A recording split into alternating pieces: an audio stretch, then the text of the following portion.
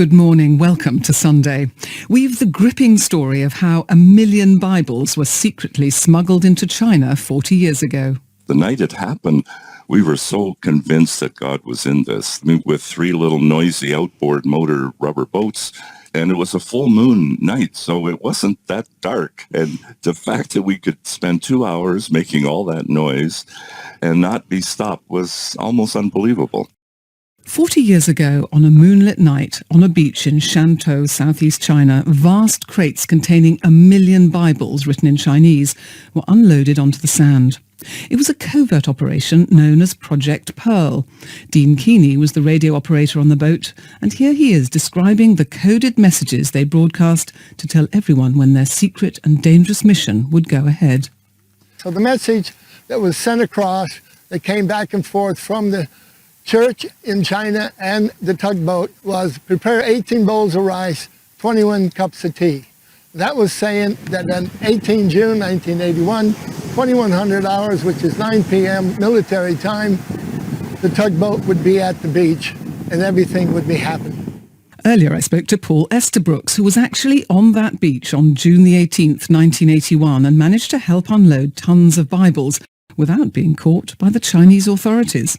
That's the miracle of it all. I mean, we were there for 2 hours making incredible noise. I mean, that barge was not a quiet barge. To get the gates down on the side, to be able to pull those blocks off into the water and then tow them with 3 little noisy outboard motor rubber boats to the shore, where the men pulled them up and then cut open the waterproof wrapping with shears and passed the boxes of Bibles, one to another daisy chain style.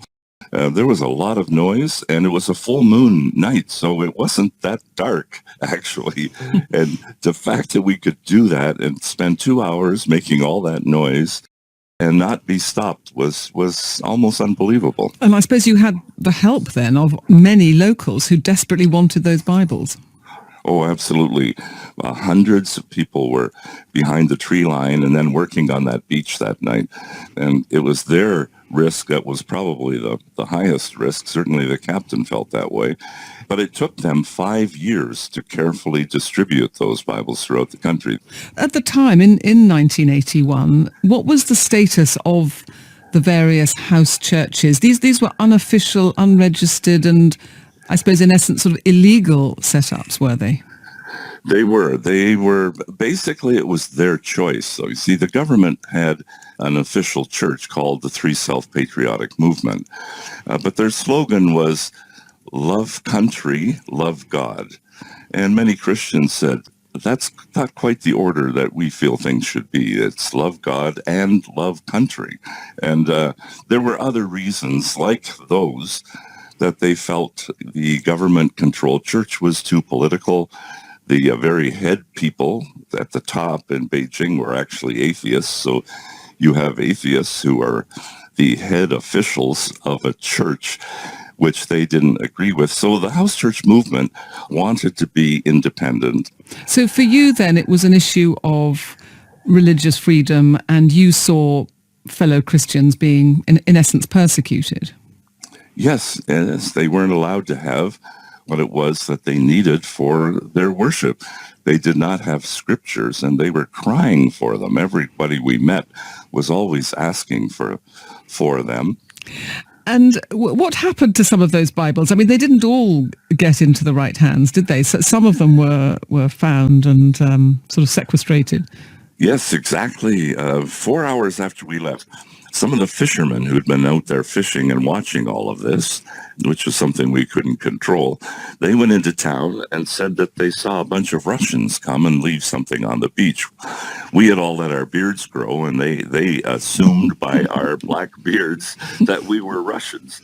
And this is what they told the authorities. So the authorities send out a patrol, and by this time, everything was off the beach. There was no garbage on the beach. There were no wrappings. There was absolutely nothing. It was like nothing had happened.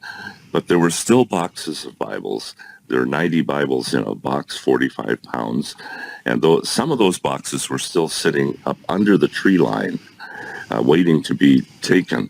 And they found them. They found some.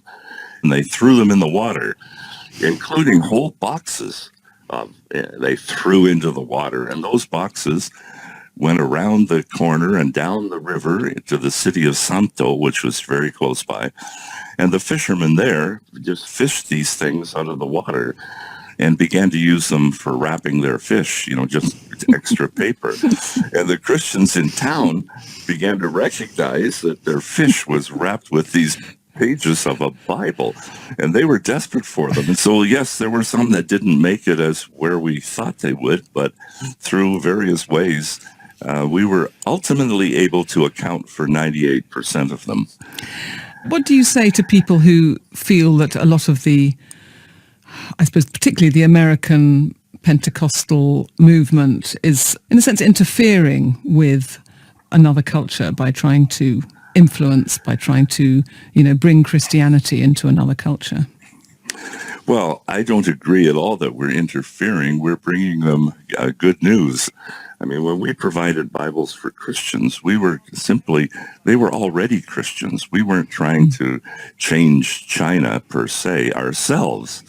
If the Chinese change, that's their decision. It's interesting, though, isn't it, that even so, you think it's not interfering. That why do you think then that the Chinese authorities still want to clamp down on Christian groups?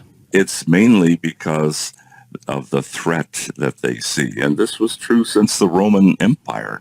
I mean, why were Christians persecuted in the first century? And so I think it's a matter of perception of Christians being other kingdom. And of course we are. I mean, we believe in God's kingdom as the ultimate kingdom. And that's our first allegiance. And I think it's that allegiance aspect that especially autocratic leaders find very threatening. And they don't want anyone in their country that does not bow to their priority and what they insist being the top priority. As I mentioned about the government church, love country, love God. And Christians say, no. We do love our country, but we love God more and first. And I think those are the issues that create the persecution that Christians face all over the world. Paul Estabrooks.